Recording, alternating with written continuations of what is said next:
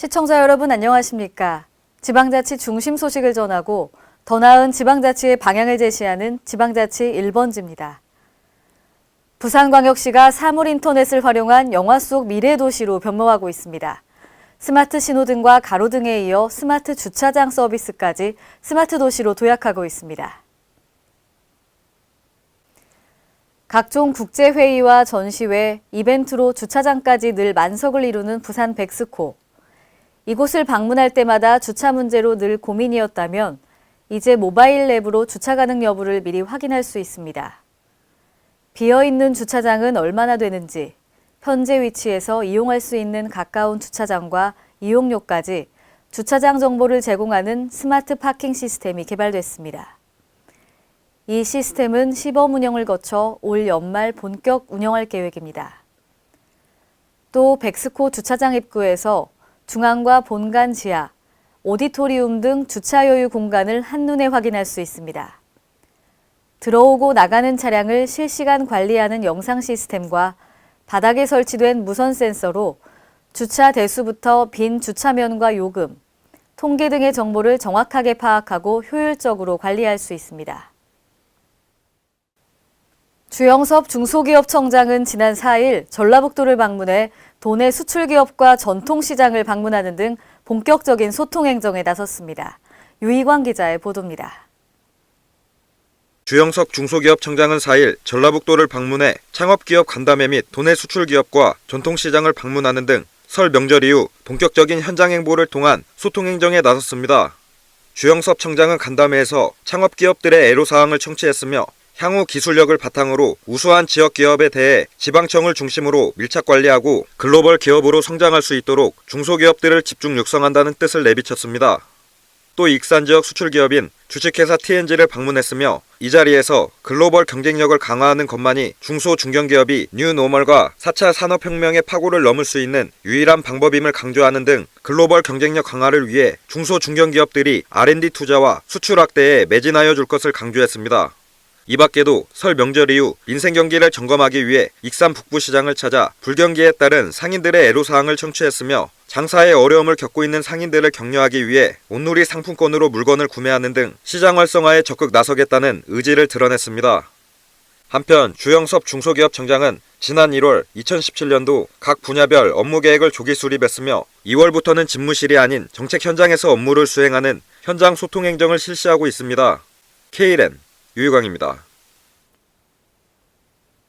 전북 전주시의 에코시티 내 학교 신설 문제가 해결 방안을 찾지 못하고 있는데요. 지난 3일 열린 전주시의회 임시회에서 박혜숙 의원은 실효성 있는 해결 방안을 조속히 마련해야 한다고 촉구했습니다. 김민화 기자의 보도입니다. 전라북도 전주시의 에코시티 내 학교 신설 문제가 입주를 눈앞에 두고도 해결 방안을 찾지 못해 교육 대란이 우려되고 있습니다.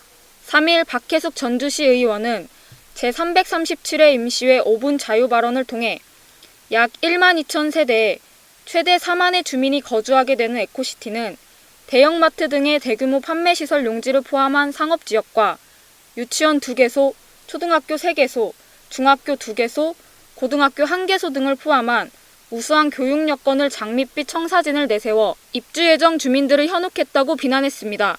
또 많은 사람들이 에코시티의 우수한 교육 여건을 보고 분양을 받았지만 현재 설립 계획 추진이 확정된 학교는 2018년 문을 여는 솔레초등학교 한 곳뿐이다며 전주시와 전북교육청의 미숙한 행정에 대해 질타했습니다. 전주시와 중에코시티는 학교 부지 만들어졌으니 학교 신설을 위한 역할을 다 했다고 두 손 놓고 있는 것은 아닌지 참으로 염려가 됩니다. 특히 전주시와 에코시티는 학교 부지를 만들어줬으니 학교 신설을 위한 역할을 다했다고 두 손 놓고 있는 것은 아닌지 염려된다며 교육부의 학교 총량제만을 탓하기보다는 지역 정치권과 함께 에코시티 입주 예정자들을 위한 실효성 있는 해결 방안을 조속히 마련해야 한다고 촉구했습니다. 이어 전주시는 먼저 구도심 학교 통폐합 위기에 몰린 타 지자체와 연대하여 일률적인 학교 총량제에 적극적인 대처를 해야 한다고 강조했습니다. 한편 전북도교육청이 추진한 전주 에코시티 내 중학교 2곳의 신설이 사실상 무산되면서 에코시티에 입주할 예정인 학부모들의 걱정 섞인 목소리가 이어지고 있습니다. K랜 김민아입니다. 친환경 농업도시로 도약하고 있는 전북 남원시가 올해 98억 원을 들여 농업생산 기반 시설 정비 사업을 추진합니다. 남원시는 2월 말까지 실시 설계를 마무리하고 3월 초에 사업을 착공하여 영농기 이전의 모든 사업을 완료할 계획입니다. 또한 인근 농가, 마을 대표 등과 함께 현지 조사 및 측량, 공사를 추진해 사업의 신뢰성을 높이고 주민들의 의견을 최대한 반영하기로 했습니다. 이번 사업이 완료되면 영농 편익 제공뿐만 아니라 일손을 절감하고 농업 생산력과 농가 소득은 크게 늘어날 것으로 기대하고 있습니다. 행정자치부는 지난 3일 제14회 지방공기업의 날 행사를 개최했습니다. 이 행사는 지방공기업 발전에 기여한 우수기관과 유공자를 포상하고 우수 사례를 발표하는 자리로 마련됐습니다.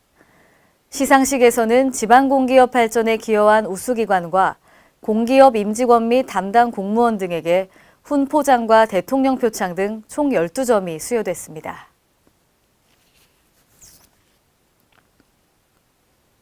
행정자치부는 지난 3일 인구 감소 대책과 중앙지방의 역할이라는 주제로 특별 세미나를 개최했습니다. 이번 세미나는 행정자치부와 한국지방자치학회가 공동으로 인구 감소로 인한 지방 소멸 위기 대응을 위한 공감대 형성과 다양한 전문가의 의견을 수렴하기 위해 기획됐습니다. 이 자리에서 행정자치부 관계자는 앞으로 주민의 삶의 질 제고에 관심을 갖는 질적 발전과 부처 간 통합적 지역 발전 패러다임으로 전환이 필요하다고 강조했습니다. 이상으로 지방자치 1번지를 마칩니다. 시청해주신 여러분 고맙습니다.